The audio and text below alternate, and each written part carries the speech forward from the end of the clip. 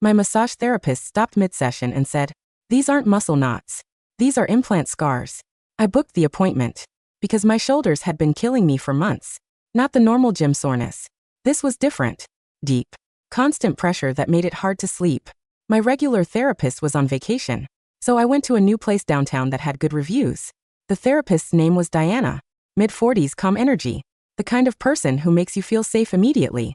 She had me lie face down and started working on my upper back. Everything was normal for maybe 10 minutes. Soft music, lavender oil. The usual routine. Then her hands stopped moving. "How long have you had these?" she asked. "Had what?" "These formations under your skin. Along your spine." I twisted my neck to look at her. "I don't know what you're talking about." She pressed down gently on a spot between my shoulder blades. "Right here and here. There are 6 of them running parallel to your vertebrae. Those are just muscle knots." I said. "That's why I'm here." Diana pulled her hands away and stepped back. Her face had changed completely. "These aren't muscle knots. These are implant scars." My heart started racing. What?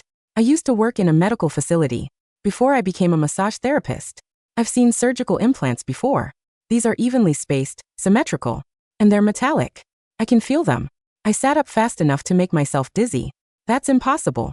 I've never had surgery in my life. Diana grabbed her phone. "I'm going to take a photo of your back. Don't move." She snapped the picture and showed it to me. 6 small marks running down my spine. So faint I'd never noticed them before. Each one was about the size of a grain of rice. "When did you get these?" she asked again. "I don't know. I've never seen them before." She set her phone down. "Have you ever woken up somewhere and not remembered how you got there?" The question hit me like a punch because yes, 3 months ago, I woke up in my car, parked outside a warehouse I've never seen before. My clothes were dirty and I had mud under my fingernails. I convinced myself I'd gotten drunk and blacked out, even though I don't drink. Once, I admitted 3 months ago. Diana's face went pale. "You need to see a doctor. Today. Not tomorrow. Today." I left the massage place and drove straight to an urgent care clinic. The doctor took one look at my back and ordered an X-ray immediately. 20 minutes later, he came back holding the films with hands that wouldn't stop shaking. "There are 6 objects embedded along your spine. They're metallic, and they're positioned near your central nervous system." My stomach dropped. "What are they?" "I don't know, but we need to get you to a hospital now." They transferred me to a specialist at the university hospital. Surgeon named Dr. Okafor. Examined the X-rays for 30 minutes without saying a word. Finally, she looked at me. "These devices are transmitting a signal."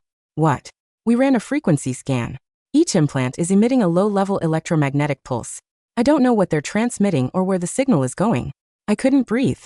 "Who put these in me?" "That's what we need to find out. But first we need to remove them. Surgery is scheduled for tomorrow morning." That night, I barely slept. I kept thinking about that missing night 3 months ago. I pulled up my phone records and found something I'd missed before. That night, I barely slept. I kept thinking about that missing night 3 months ago. I pulled up my phone records and found something I'd missed before. There was an outgoing call made at 3:14 a.m. on the night of my blackout. It lasted 4 minutes and 12 seconds. I didn't recognize the number. It wasn't in my contacts. It wasn't a local area code. But what chilled me to the bone wasn't the call itself. It was the data usage. Immediately following the call, my phone had uploaded 3.2 gigabytes of data to a cloud server I didn't own. I dialed the number. "We are sorry. The number you have reached is not in service." I hung up, my hand trembling. The hum of the hospital room felt oppressive. The fluorescent lights buzzed, and for the first time, I felt like the buzzing wasn't coming from the lights. It was coming from inside me. A faint, subaudible vibration rattling against my spine. "These devices are transmitting a signal." Dr. Okafor's words echoed in my head. If they were transmitting, someone was receiving. And if they were receiving, they knew exactly where I was. I looked at the door. Through the small rectangular window, I saw the night nurse at her station. Then 2 men in dark windbreakers walked into view. They didn't look like family members visiting patients. They moved with a predatory precision. They stopped at the nurse's station, flashed a badge, not a hospital ID, something metallic, and the nurse pointed down the hall, toward my room. Panic, cold and sharp, flooded my system. I didn't think, I reacted. I ripped the 4 tape from my hand, gritting my teeth as the needle slid out. Blood welled up, bright red, but I ignored it, pressing my thumb over the puncture wound. I grabbed my clothes from the plastic bag on the chair. My jeans, my shirt. I didn't bother with shoes yet. I shoved them into my pockets. The door handle turned. I dove into the small ensuite bathroom and locked it just as the main door opened. "Mr. Evans?" A voice called out. It wasn't Dr. Okafor. It was deep, rough. "We're here to transfer you." I opened the bathroom window. We were on the second floor. A manageable drop if I hit the landscaping. He's in the bathroom, a second voice said. Break it.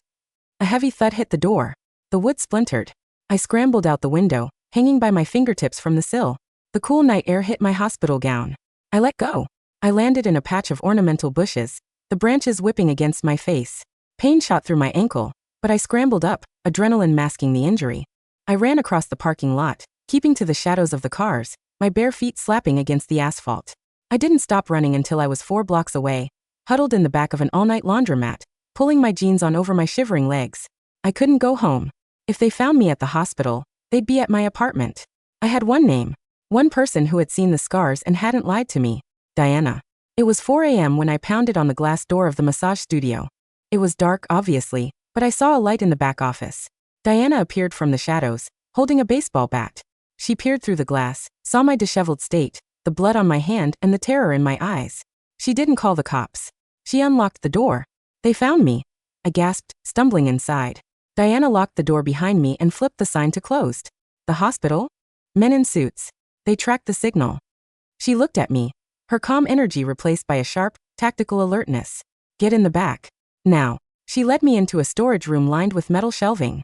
She pulled a heavy lead apron, the kind used for x-rays, off a hook. Put this on. Wrap it around your torso. It might dampen the signal. I did as she said. The heavy rubber settled over my shoulders, and strangely, the buzzing in my head quieted down. You said you worked in a medical facility, I said, sitting on a crate of massage oils. What kind of facility? Diana poured me a cup of water from a cooler. I was a physical therapist at Walter Reed, and before that, I was a contractor for a private biotech firm called Genetics. We worked on prosthetics. Neural integration. She looked at my back. I left because the research started getting unethical. They weren't just trying to fix lost limbs. They were trying to enhance human performance, interface the nervous system with combat AIs. Do you think that's what this is? I think you're a prototype, she said grimly. 6 nodes along the spine? That's a neural bridge. It intercepts motor commands and sensory input. Whoever did this to you, they want to see if they can drive a human body remotely. The nausea returned. I'm a remote-controlled car? Or a processor, she said, using your brain's computing power to run their data. She pulled out a laptop. We need to move. If that lead apron works, we bought some time but not much. We need to go somewhere with 0 reception. The basement. What's the basement? My brother's place. He's a paranoid survivalist. He built a Faraday cage in his cellar. It blocks all electromagnetic fields. If we can get you inside, you disappear from their map. We took her car, an old Volvo. She drove fast, taking back roads, avoiding traffic cameras. Why are you helping me? I asked, watching the sunrise bleed over the horizon. Diana gripped the steering wheel tight. Because the last time I saw scars like yours, the patient was a 19-year-old Marine. He complained of voices in his head. 2 days later, he walked into a server room and tore the cooling pipes out with his bare hands before his heart exploded. They swept it under the rug. I'm not letting them do it again. The basement was exactly as advertised. A concrete bunker under a farmhouse in the middle of nowhere. Her brother, a bearded giant named Cal, didn't ask questions. He saw the scars, handed me a bottle of whiskey, and locked the heavy copper mesh door behind me. For the first time in 24 hours, the buzzing stopped completely. Inside the cage, Diana set up a makeshift clinic. I can't remove them, she said, examining my back under a bright work light. They're wrapped around the spinal nerves. If I pull them, I paralyze you. Or worse. So I'm stuck with them? For now. But we can find out what they're doing. She pulled out a device that looked like a modified radio scanner. Cal built this. It's a frequency sniffer. Since we're in the cage, the only signal in here is coming from you. I'm going to record the handshake protocol. She held the wand over my spine. A high-pitched screech came from the speaker. That's data, she whispered. Encrypted. High density. Can you decode it? No. But I can trace the IP address it's trying to ping. She hooked the scanner to her laptop.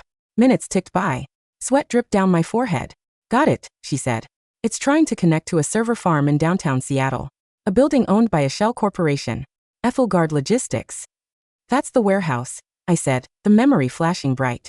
The night I woke up, I saw a sign. A stylized Ethelgard. Then that's where we go, I said. If they put these in, they can take them out. It's a fortress, kid, Cal grunted from the corner. You don't just walk in. I don't have to walk in, I said, a strange thought entering my mind. A thought that felt like it wasn't entirely my own. They want me connected. They want the data. If I get close enough to their local network, I can let them in. But I bring a virus with me. Diana looked at me. You're not a hacker. No. I touched the back of my neck. But I think they are. The implants, they aren't just transmitting. They're learning. I can feel patterns. I can visualize the Wi-Fi signals in this room. I can see the code of your laptop screen before you even type it. The realization was terrifying. The integration was deepening. We go tonight, I said, before I lose myself completely. The Ethelgard building was a monolith of black glass and steel. We parked the Volvo a mile away. Kel stayed in the car as getaway. Diana and I moved on foot. As we got closer, the pressure in my head returned, but this time, it wasn't painful. It was informative. I could feel the security cameras panning. I could feel the magnetic locks on the side doors. It was like a second sight, overlaid on reality. Camera 4, blind spot 12 degrees. Door 7, encryption key rotating. Turn left. I whispered to Diana. The patrol is coming around the corner. She looked at me, worried, but followed. 3 seconds later, 2 guards walked past the spot we had just vacated. How did you know? She hissed. I'm on their network, I said. My ID code, it has admin privileges. They think I'm a friendly asset. We reached the service entrance. I placed my hand on the keypad. I didn't type a code. I just pushed my will into the device. The implant surged, a hot spike of energy running down my spine. The light turned green.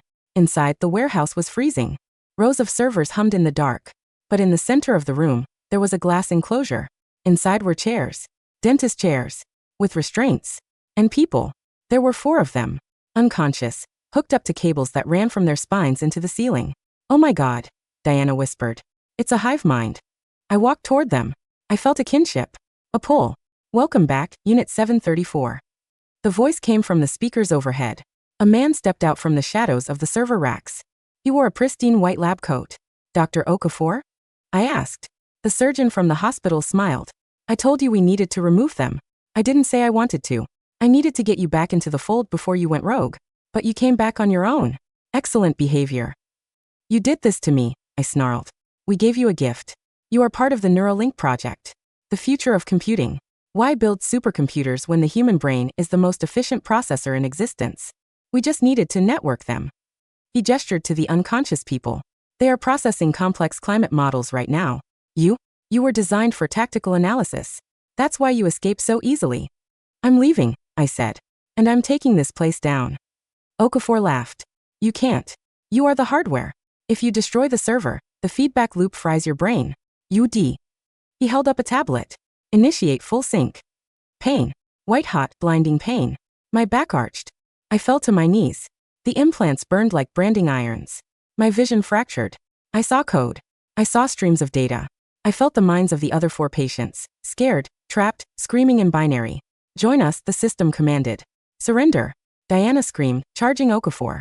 2 guards stepped out of the darkness and knocked her down. No. I yelled. But my voice sounded digital. I was dissolving. My memories of my mother, my first dog, the smell of rain, they were being overwritten by file directories.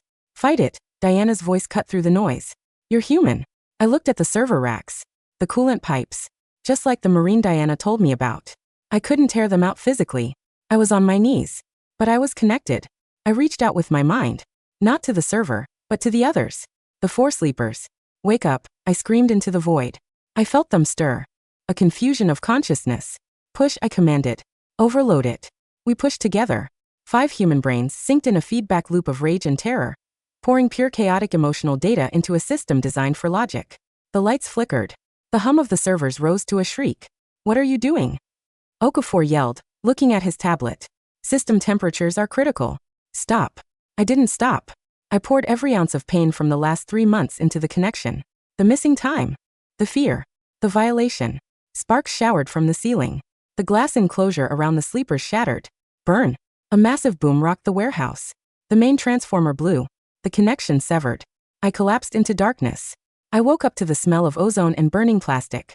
Diana was shaking me. Alex. Alex, breathe. I gasped, air rushing into my lungs. The warehouse was dark, illuminated only by emergency strobes. Dr. Okafor was gone, fled in the chaos. The guards were groaning on the floor, disoriented by the EMP blast we had created. I looked at the glass enclosure. The 4 sleepers were moving. Waking up. Did we win? I croaked. Diana helped me stand. My back felt raw, but the buzzing was different now. It wasn't a command. It was a hum. A standby mode. You fried their local hub, Diana said. But the implants, they're still active. I focused. I could still see the electromagnetic fields of the emergency lights. I could feel the data on Diana's phone in her pocket. They're part of me now, I realized. We helped the others out. They were confused, amnesiac, terrified. We got them to Cal's van. As we drove away, watching the Ethelgard building burn in the rearview mirror, I looked at my reflection in the window. My eyes seemed brighter. Sharp. What now? Diana asked softly. I looked at the phone record on the screen of my mind. The network was down, but the architects were still out there. Okafor. The money behind him. I touched the scars on my back. They weren't a curse anymore. They were a weapon. Now, I said, feeling the hum of the city grid calling to me. We find the rest of them. And we unplug them all. I closed my eyes and sent a single text message to the unknown number, using only my mind. Phase 2, initiated. The war had just begun.